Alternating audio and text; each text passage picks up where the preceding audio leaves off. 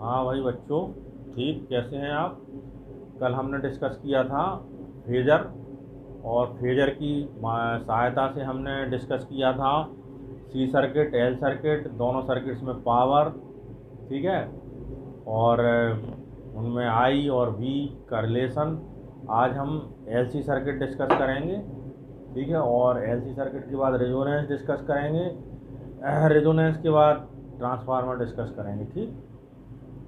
तो LC circuit देखते हैं फेजर के माध्यम से।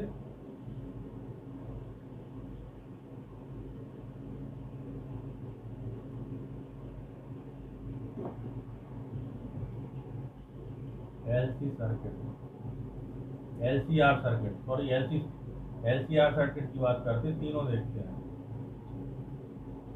LCR circuit. ठीक। तो एलसीआर सर्किट में क्या होता है, तीनों जुड़े होते हैं। तो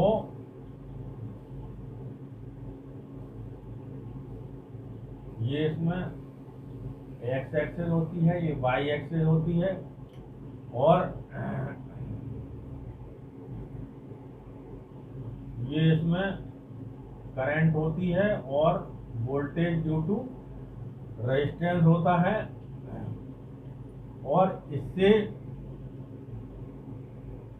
90 डिग्री के एंगल पर फेजर इस तरह से घूमता है। हमें पता है किस तरह से घूमता, इस तरह से घूमता है।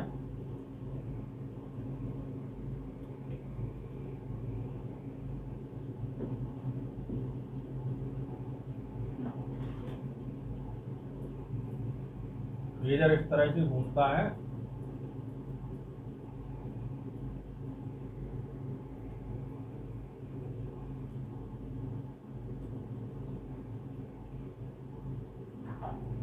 फेजर इस प्रकार से घूमता है। तो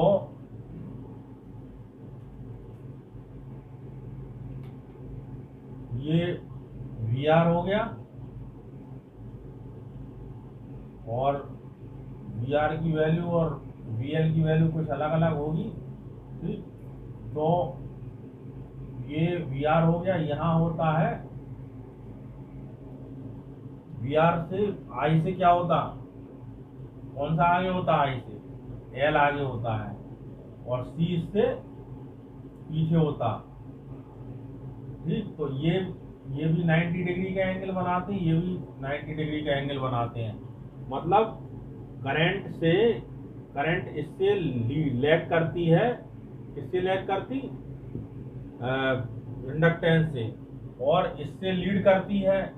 तो ये ऐसा घूम रहा है, तो ये करंट लीड कर रही, तो आगे बढ़ गई इससे 5/2 फेज डिफरेंस से, और इससे पीछे रह गई 5/2 फेज डिफरेंस से, क्योंकि ये आगे बढ़ गया। तो इस तरह का ये होता है।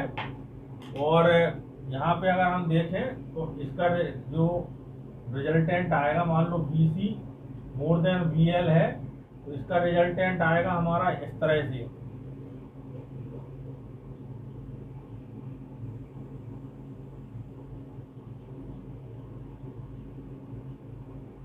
ये VR है, तो इसका रिजल्टेंट जो आएगा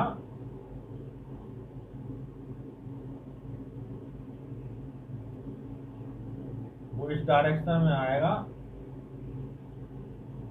BC माइनस VL, इस डायरेक्शन में आएगा अगर BC मोर देन VL है तो। ठीक।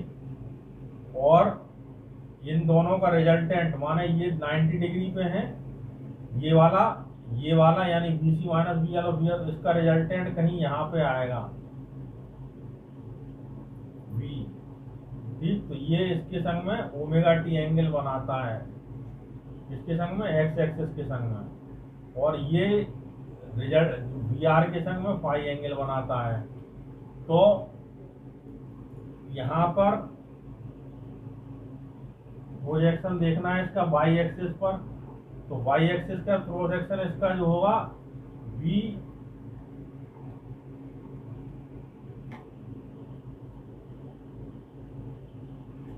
जीरो,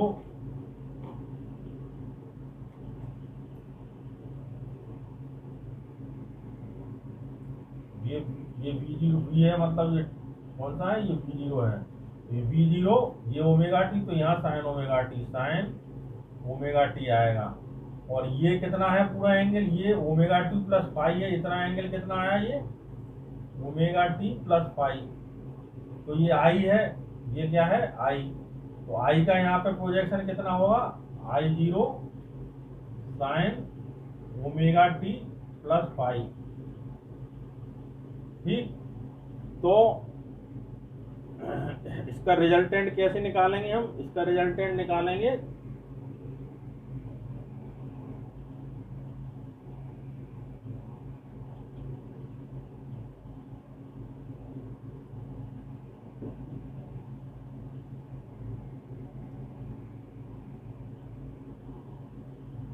ये आ गया हमारा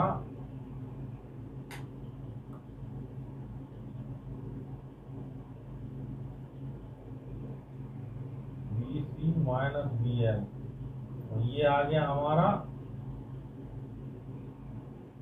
इससे 90 डिग्री पर VR। ठीक, तो रिजल्टेंट इसका आएगा हमारा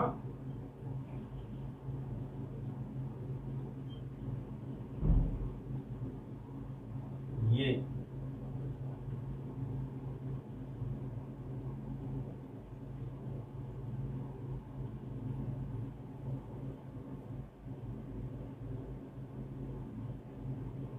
V0 रिजल्टेंट इस डायरेक्शन में आएगा हमारा। ठीक है,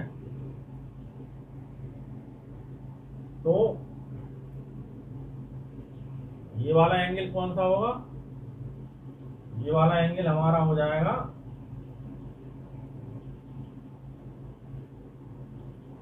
फाई। ठीक है, ये वाला एंगल हमारा हो जाएगा फाई, मतलब V0 और VR के बीच का एंगल कौन सा है हमारा, फाई है। तो ये एंगल हो जाएगा हमारा फाई। तो यहाँ से हमारी वैल्यू आएगी tan फाई की BC minus BL upon VR। ठीक, ये tan फाई की वैल्यू आ गई। और यहीं से अगर हम इसकी वैल्यू रख दें पूरे की, तो ये होगी हमारी value XC minus XL upon R। ठीक है, tan फाई की वैल्यू, आई सब जगह कट जाएंगे। ठीक है, जब अगर IR की वैल्यू रखेंगे तो ये tan फाई की वैल्यू आ गई हमारी। ठीक, और अगर हम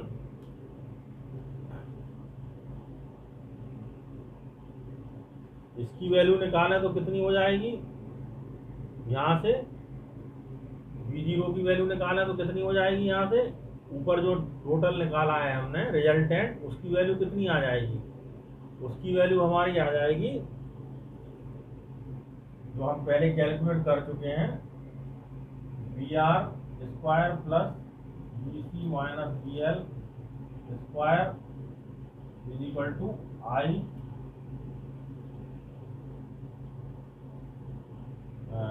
V0 स्क्वायर, जो रिजल्टेंट आया हमारा। ठीक, तो इससे ये आ जाएगा, इससे निकालेंगे हम, तो इससे Z की वैल्यू आई थी हमारी, Z is equal to R square plus XC minus XL का होल स्क्वायर अंडर रूट, ये Z की वैल्यू आई थी। ठीक, तो I इज इक्वल टू क्या हो गया था हमारा,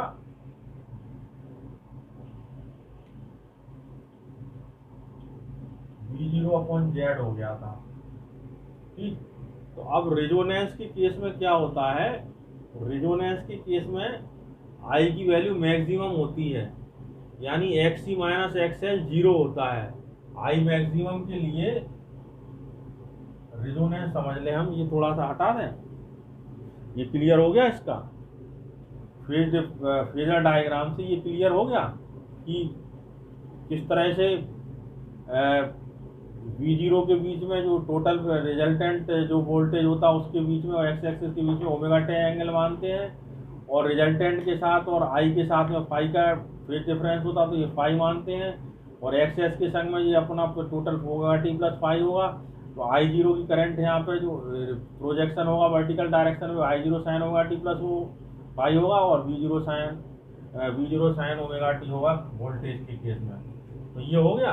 अब हम थोड़ा सा देखते हैं रेजोनेंस।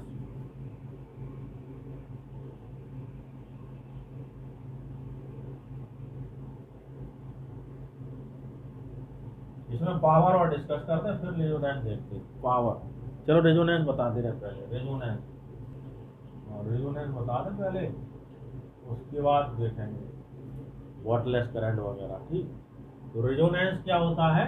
रेजोनेंस में XL इज इक्वल टू होता है XC। ठीक है, जो रिएक्टेंस ड्यू टू इंडक्टेंस और रिएक्टेंस ड्यू टू कैपेसिटेंस दोनों बराबर होती है, तो उस समय आई की वैल्यू मैक्सिमम होती है, क्योंकि I maximum is equal to क्या होता है? V upon Z. ठीक है, और जेड की वैल्यू कितनी है यहाँ पे? जेड की वैल्यू है R² plus XC minus XL का होल स्क्वायर। तो for I maximum Z should be minimum. Z should be minimum, तो जेड शुड बी एक्स, ये शुड बी 0। ठीक, तो X Z is equal to should be R. तो इसके लिए होगी V0 upon are. I maximum के लिए V0 अपॉन आर होगा, और इसकी फ्रिक्वेंसी कितनी होगी वो हम कैलकुलेट कर लेंगे। 1 upon L omega is equal to 1 upon C omega. तो ये हो जाएगा 1 upon L C is equal to omega, ये एल इधर आ जाएगा, ओमेगा इधर पहुंच जाएगा, omega square. Omega is equal to 1 upon L C 2 pi F frequency 1 upon L C. तो F is equal to 1 upon 2 pi under root 1 upon L C. ये frequency होती है रेजोनेंस की। ठीक, ये रेजोनेंस की फ्रिक्वेंसी होती है, जबकि XL is equal to XC होता है। ठीक, अब एक चीज और है, वाटलेस करंट। ठीक है,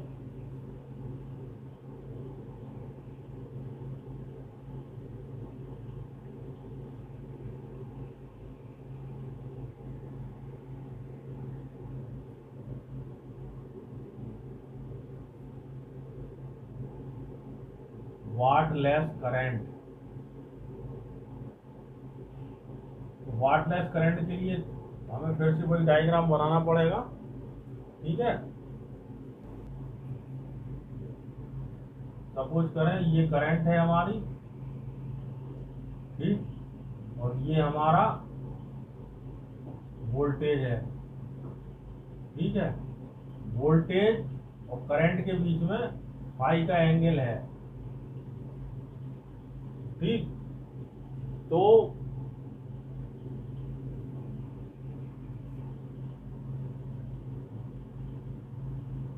ये करंट के दो कंपोनेंट होंगे, एक यहाँ पर कॉस का कंपोनेंट होगा और यहाँ पे इसका साइन का कंपोनेंट होगा।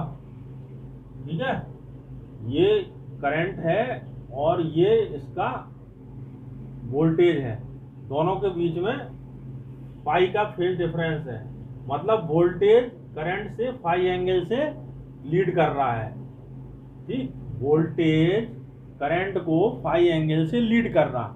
ये फेजर डायग्राम इस तरह से बना हुआ है, ये इस तरह से, यानी करंट को वोल्टेज फाई एंगल से लीड कर रहा है। तो यहाँ पर करंट के दो कंपोनेंट होंगे। एक कंपोनेंट जो होगा वो वोल्टेज की डायरेक्शन में होगा, वो होगा I0 cos ओमेगा टी या cos फाई, और दूसरा होगा I0 sin ओमेगा टी। ठीक है,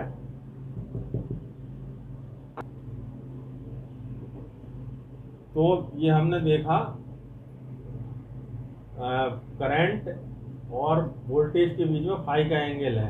तो करंट के दो कंपोनेंट होंगे, एक वोल्टेज की डायरेक्शन में होगा V0 cos ओमेगा टी, और एक इसके परपेंडिकुलर डायरेक्शन में होगा I0 sin omega T. I0 cos omega t और I0 sin ओमेगा टी। ठीक, तो इसके ये वाला जो कंपोनेंट होगा जो इसकी डायरेक्शन में होगा, वोल्टेज की डायरेक्शन में, वो कहलाएगा वाट ड्यूस करंट या वाटेड करंट।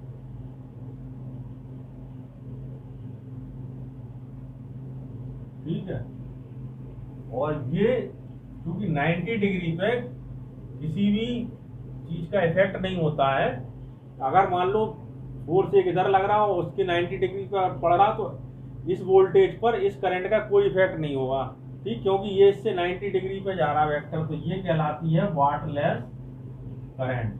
तो ये होती वाटलेस करंट। जो करंट होती है किसी भी प्रत्यावर्ती परपथ में, अल्टरनेटिंग सर्किट में जो करंट होती है उसका और वोल्टेज के बीच में अगर फाई का जो है फेज डिफरेंस है, तो इसके डायरेक्शन में करंट का जो कंपोनेंट होगा वो I0 cos ओमेगा टी होगा V की डायरेक्शन में, और V के परपेंडिकुलर डायरेक्शन में I0 sin ओमेगा टी होगा, और sine omega T wattless current कहलाएगी। इसमें कोई वो नहीं होगा, इसका क्या नहीं होगा,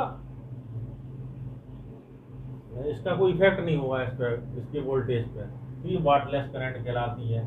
तो अब पावर देखें हम, तो पावर जो होगी, पावर होगी वो इसकी वजह से होगी V IB। ठीक, तो V कितना है यहाँ पे,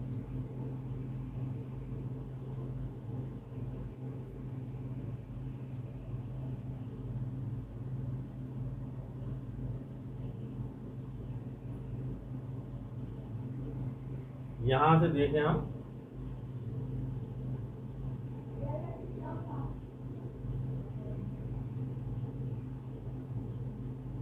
तो पावर कितनी आएगी हमारी, पावर आएगी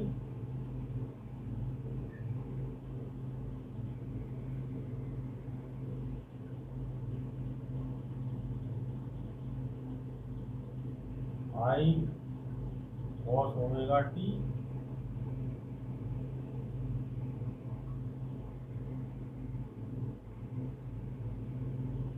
V। वैसे देखते हैं हम पावर, एक मिनट,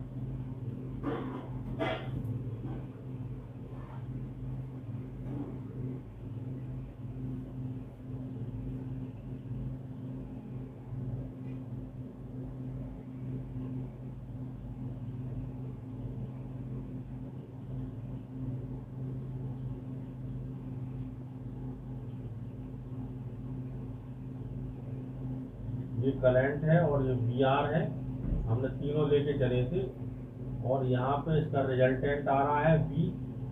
ठीक, इसके बीच में एंगल फाई है, तो ये ओमेगा टी है। ठीक है, और यहाँ पे ये आ जाएगा V0 साइन ओमेगा टी, और ये आ जाएगा I0 sine omega T plus phi.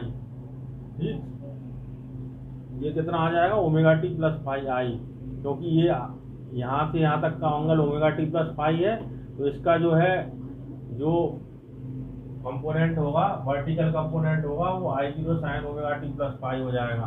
तो पावर जब हम निकालेंगे तो पावर आएगा IB। ठीक, तो पावर हो जाएगा I0 sine omega T plus phi. ठीक है, और V0 साइन ओमेगा टी। ठीक है, तो इसमें हम 2 से डिवाइड करेंगे, I0 V0 2 से डिवाइड करेंगे, 2 से मल्टीप्लाई करेंगे, 2 साइन ओमेगा टी और sine omega T plus phi. ठीक, तो इसकी वैल्यू होगी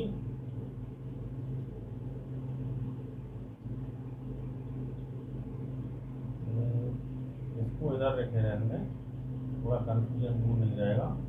ओमेगा टी प्लस पाई और ये रहेगा ओमेगा टी।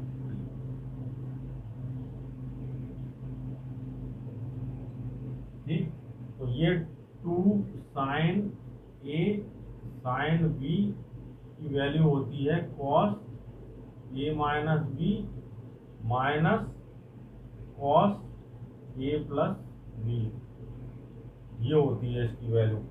ठीक है, तो इसकी जगह हम रखेंगे I0 V0 upon 2 sine A minus B, तो sine omega T plus phi minus omega t यानी साइन फाई आएगा। ठीक है, इससे ये सॉरी कॉस फाई आएगा, कॉस होगा कॉस फाई। ठीक, और यहाँ से माइनस आएगा कॉस ए प्लस बी, तो यहाँ से आएगा cos omega T 2 omega T plus pi.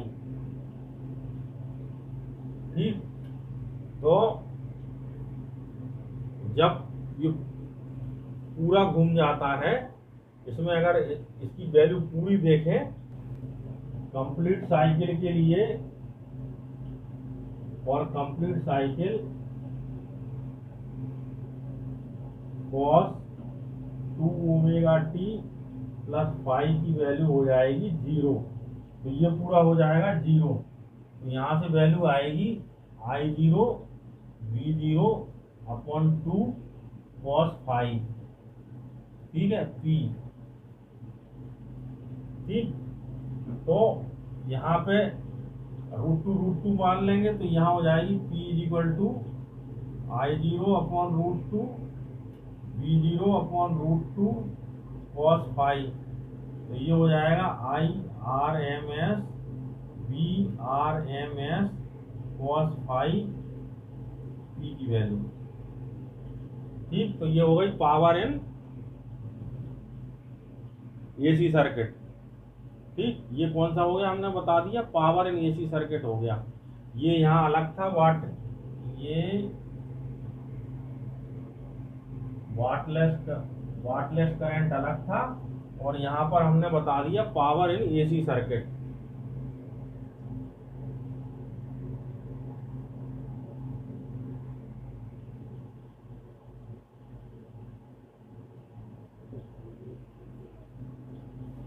ठीक है,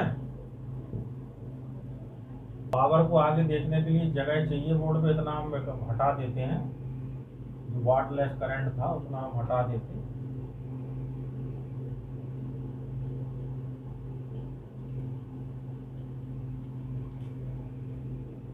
तो पावर की ये वैल्यू आई पी की वैल्यू क्या आई।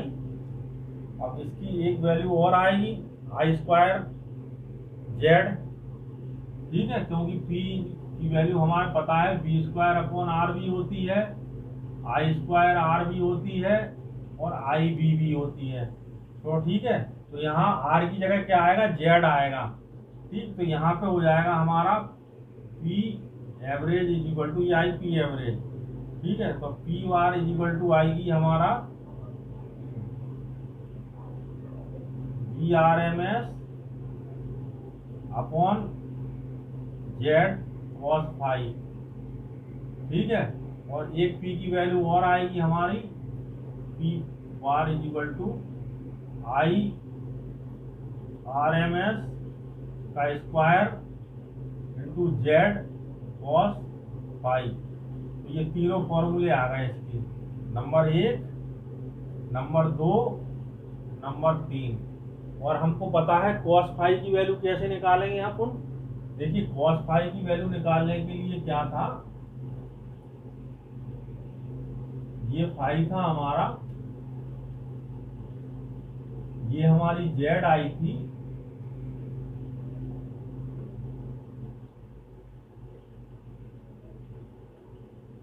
ठीक, और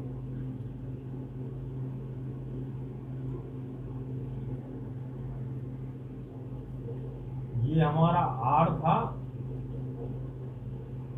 और ये हमारा XL माइनस XC था।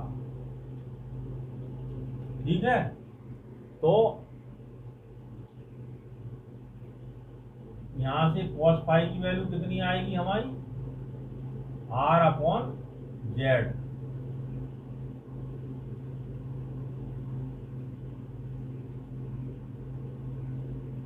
सॉरी, ये इसके cos फाई की वैल्यू यहाँ था हमारा XL माइनस XC और ये था हमारा R। ठीक, यही था ना। मान लो ये वाला हमारा ये R था, VR। ठीक, और ये परपेंडिकुलर में हमारे ये आए थे XL माइनस XC और बेस में हमारी R आ रही थी। ठीक, तो ये आ जाएगा हमारा cos phi equal to R upon Z, इससे अपन R अपॉन जेड निकाल लेंगे। ठीक, tan फाई की वैल्यू हम बता ही चुके, tan फाई की वैल्यू है, tan फाई तो हम बता ही चुके अभी आपको, XL minus XC upon R। tan phi की वैल्यू ये रहेगी, cos फाई की वैल्यू ये रहेगी। ठीक, तो ये हमारा AC सर्किट में क्या बता दिया हमने आपको, पावर बता दिया। ठीक है, अब देखते हैं हम ट्रांसफार्मर।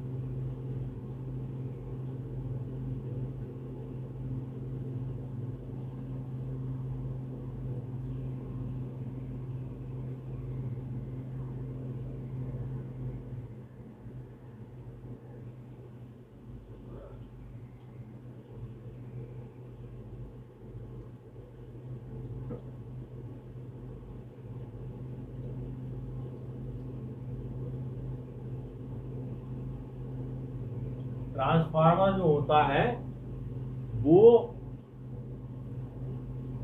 काय का बना होता है, आयरन कोर होती है इसमें बीच में।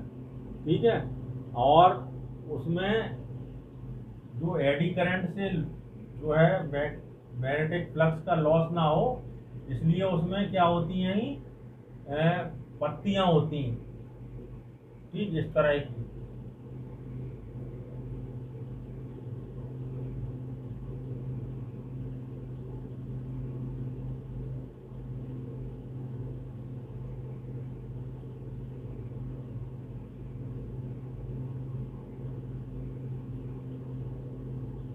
और इसके ऊपर जो है क्या होता है,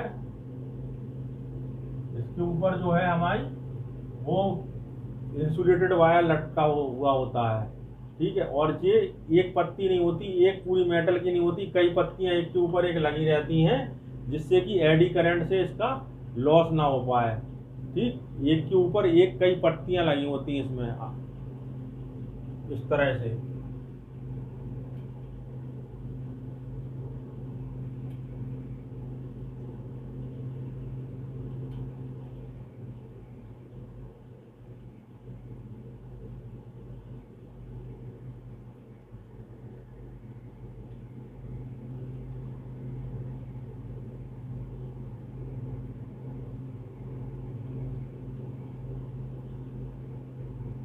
तरह से कई पत्तियां लगी होती हैं इसमें, एक उसका मिलके नहीं बना होता है ये, वो इसके बीच में कॉइल होती है। ठीक, दो तरह की कॉइल होती है इसमें, प्राइमरी कॉइल और सेकेंडरी कॉइल, जो कि इसके ऊपर लिफ्टिंग होती है, इस जो कोर मटेरियल होता है इसके ऊपर। तो इसमें क्या होता है, ये किस उस पर काम करता है कि जो फ्लक्स होता है प्राइमरी कॉइल के हर टर्न का वो बराबर होता सेकेंडरी कॉइल के हर टर्न के बराबर। ठीक, तो क्या होगा, जब ये दो तरह के ट्रांसफार्मर होते हैं वोल्टेज को बढ़ाने के लिए या वोल्टेज को घटाने के लिए। ठीक, तो क्या होता, जब फ्लक्स जो है इक्वल टू क्या होता, N delta phi upon delta T. ठीक, तो delta phi upon delta T दोनों का सेम है, मतलब प्राइमरी कॉइल का और सेकेंडरी कॉइल का दोनों का सेम है। इस तरह से ये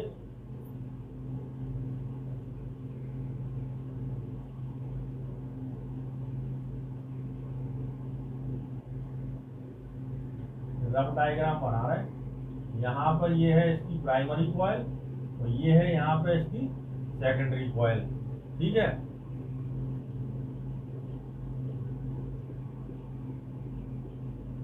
तो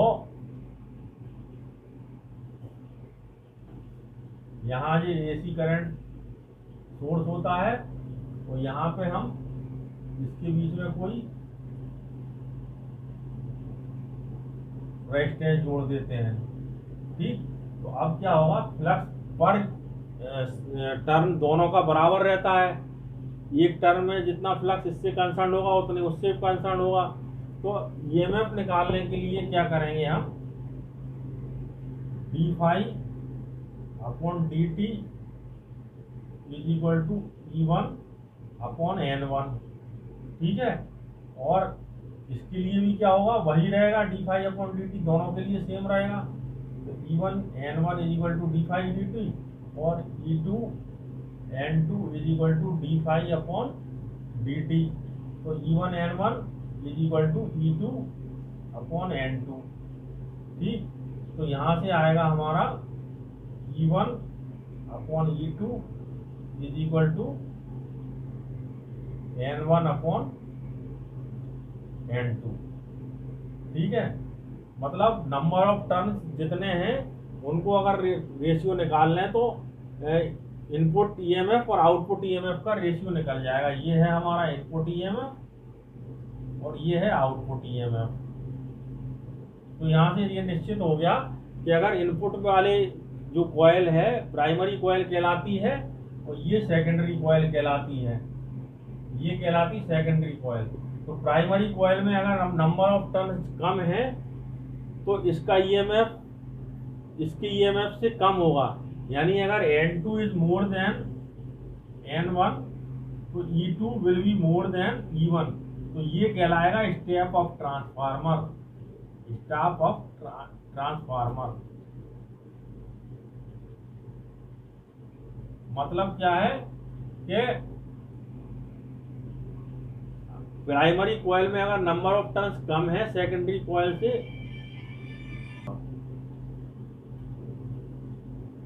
तो अगर सेकेंडरी कॉइल में नंबर ऑफ टर्न्स ज़्यादा हैं तो उससे जो कंसर्न उसमें जो इंड्यूस्ड ईएमएफ होगा, इसमें हम क्या कर रहे हैं, इसके प्राइमरी जो कॉइल है इसके हम फ्लक्स में चेंज कर रहे हैं, इसके फ्लक्स में हम चेंज कर रहे हैं। तो इसके फ्लक्स में चेंज करने से क्या होगा, इसके फ्लक्स में चेंज करने से क्या होगा, यही फ्लक्स इससे गुजरेगा। तो जब यही फ्लक्स इससे गुजरेगा तो उसमें भी चेंज होगा। तो जब उसमें चेंज होगा तो उसमें इंड्यूस्ड ईएमएफ प्रोड्यूस होगा। तो इसमें भी ईएमएफ प्रोड्यूस होगा, उसमें भी इंड्यूस्ड ईएमएफ प्रोड्यूस होगा। तो इसमें जो है म्यूचुअल, इसमें सेल्फ इंडक्टेंस की वजह से ईएमएफ प्रोड्यूस होगा, उसमें म्यूचुअल इंडक्टेंस की वजह से ईएमएफ प्रोड्यूस होगा। सेल्फ इंडक्टेंस की वजह से क्यों, क्योंकि इसकी खुद की धारा में चेंज हो रहा, खुद की करंट में चेंज हो रहा है। प्रत्यावर्ती धारा है और उसमें चेंज होता ही है प्रत्यावर्ती धारा में। तो प्रत्यावर्ती धारा में चेंज होने की वजह से इसमें इंड्यूस्ड ईएमएफ प्रोड्यूस हो रहा है, वो कि E1 है। और यही फ्लक्स इससे गुजर रहा है, इसमें करंट चेंज होने की वजह से, तो इसमें इंड्यूस्ड ईएमएफ हो रहा।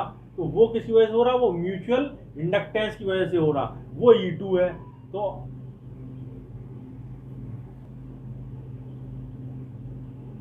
ठीक है, तो अगर ये तो हमने बता दिया आपको स्टेप ऑफ ट्रांसफार्मर में, और अगर वोल्टेज को डाउन करना है तो प्राइमरी कॉइल में N1 ज़्यादा होना चाहिए N2 से, तो E1 की वैल्यू ज़्यादा होगी E2 से। ठीक है, तो क्या हो जाएगा, ये स्टेप डाउन ट्रांसफार्मर की तरह काम करना पड़ लगेगा, स्टेप डाउन ट्रांसफार्मर।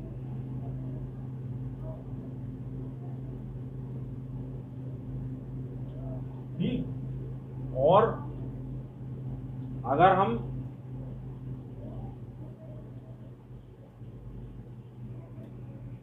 ठीक है, हो गया।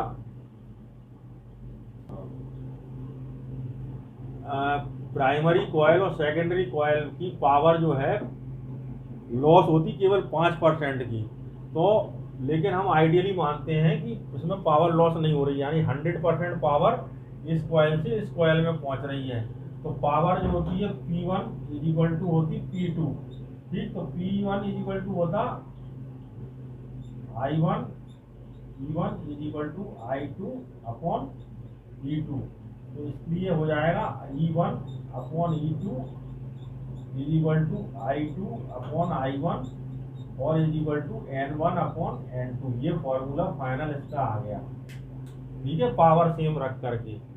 और इसमें जो है कई चीज़ों की वजह से लॉस होता है फ्लक्स का। एक तो फ्लक्स का लॉस होता है इस वजह से क्योंकि ये पूरा फ्लक्स की वजह से एनर्जी लॉस होती है, क्योंकि पूरा फ्लक्स जितना यहाँ से निकल रहा वो पूरा इधर नहीं जाता है, थोड़ा इधर उधर हो जाता है, तो उससे फ्लक्स की वजह से लॉस होती है एनर्जी। हिस्टेरेसिस की वजह से लॉस होती है एनर्जी। और इसमें जो एडी करंट्स होती हैं उसकी वजह से एनर्जी लॉस होती है। और जो फेरोमैग्नेटिक सब्सटेंस होता है उसकी वजह से एनर्जी का लॉस होता है, ठीक है। तो एनर्जी लॉस हमने किस किस की वजह से बताया? फ्लक्स लीकेज की वजह से, जो कॉइल है उसकी रेजिस्टेंस की वजह से, एडी करंट की वजह से और हिस्टेरेसिस की वजह से। 4 कारणों की वजह से ये एनर्जी लॉस होती है, ठीक। तो ये हमारा चैप्टर जो है पूरा हो गया। अब हम इसकी प्रॉब्लम डिस्कस करेंगे, ठीक है। चैप्टर सिंपली वे में हमने पहले भी कवर कर दिया था पूरा, लेकिन अब हमने पूरा एक एक चीज़ लेकर के फेज डायग्राम को कंसीडर करते हुए और इसको पूरा कर दिया। अगर एक चीज़ और हम क्लियर कर दें थोड़ा सा समझने के लिए,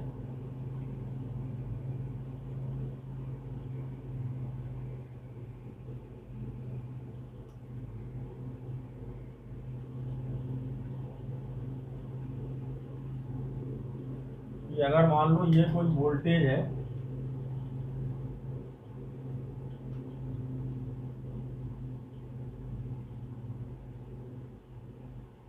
ठीक है, ये है वोल्टेज, ठीक। तो करंट है, तो ये हो जाएगा V0 B equal to V0 sine omega T, ठीक, ये V हो जाएगा। अब करंट है, अगर कोई करंट इसको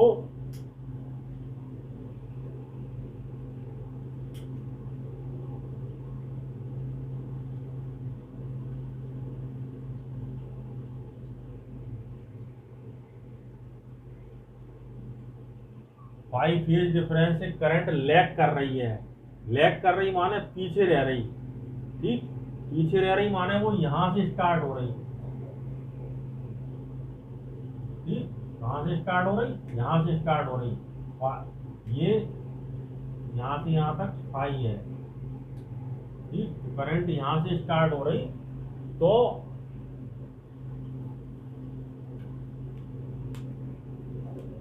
इसका डायग्राम कैसे बनेगा?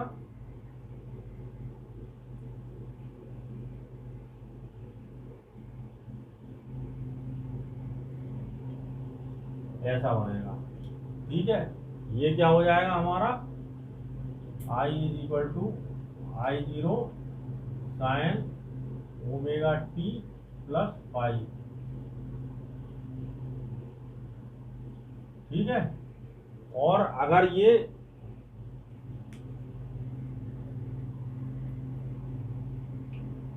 पाई/2 से ये क्या कर रही? लैग कर रही, तो ये है लैगिंग करंट,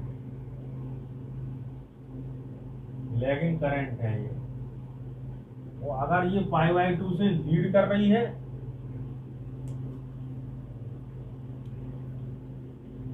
तो पाई/2, ये पाई/2 मतलब फाई से लीड कर रही है, पाई/2 की बात नहीं कर रहा, फाई से लीड कर रही, तो ये फाई पहले स्टार्ट हो जाएगी। इसकी कहाँ स्टार्ट हो जाएगी? ये फाई पहले स्टार्ट हो जाएगी, तो ये यहाँ से कहीं स्टार्ट होगी, इधर ऐसे, तो ये इधर पहले स्टार्ट हो जाएगी,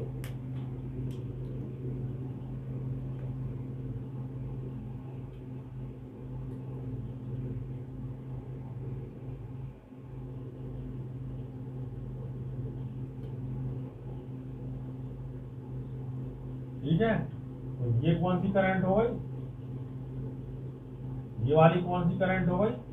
ये पहले स्टार्ट हो गई, ये हो गई लीडिंग करंट, लीडिंग करंट हो गई। और ये कैसे शुरू होगी, I is equal to I zero sine omega T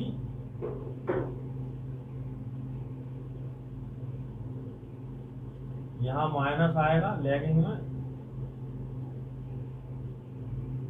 ये आएगा ओमेगा टी प्लस फाई।